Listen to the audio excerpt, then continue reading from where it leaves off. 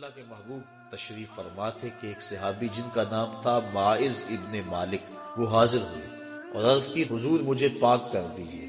آقا کریم صلی اللہ علیہ وآلہ وسلم نے فرمایا جاؤ اللہ سے معافی مانگو، اللہ تمہارے گناہ معاف کر دے۔ گئے، توبہ کی، لیکن اضطراب ایسا تھا، کیفیت ایسی تھی، پھر پلٹ کے آ گئے، پھر کہا آقا مجھے پاک کر دیجئے۔ حضور نبی رحمت صلی اللہ علیہ وآلہ وسلم نے ارشاد فرمایا جاؤ اللہ سے معافی مانگو، وہ تمہارے گناہوں سے درگزر فرما لے۔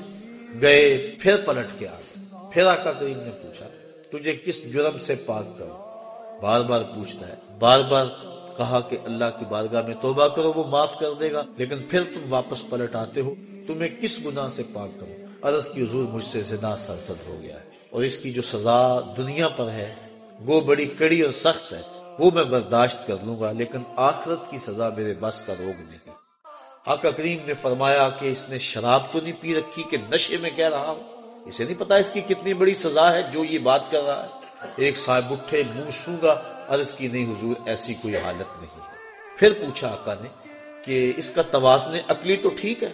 صحابہ نے عرض کی ہاں حضور صحیح الاواز ہے۔ اتنے میں وہ 4 مرتبہ بار بار اقرار کر چکے کہ حضور میں نے زنا کر لیا اور میں شادی شدہ۔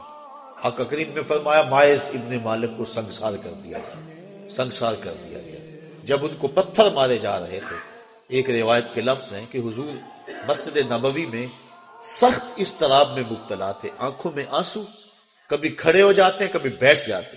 کسی نے پوچھا بندہ نواز خود ہی تو حکم دیا اور خود ہی رو رہے ہو؟ کہا وہ میرا عدل تھا، یہ میری محبت ہے۔ اب انہیں جب سنگسار کر دیا گیا، حضور ان کا جنازہ پڑھانے کے لیے نکلے۔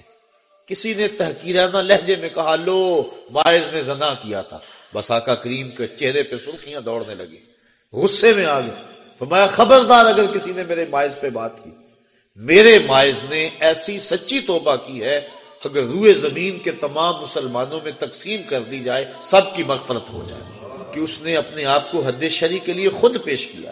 اور جب کوئی شخص اپنے آپ کے اوپر حد شرع کا نفاذ کروا لیتا ہے وہ ایسے پاک ہو جاتا ہے جیسے ابھی ماں کے پیٹ سے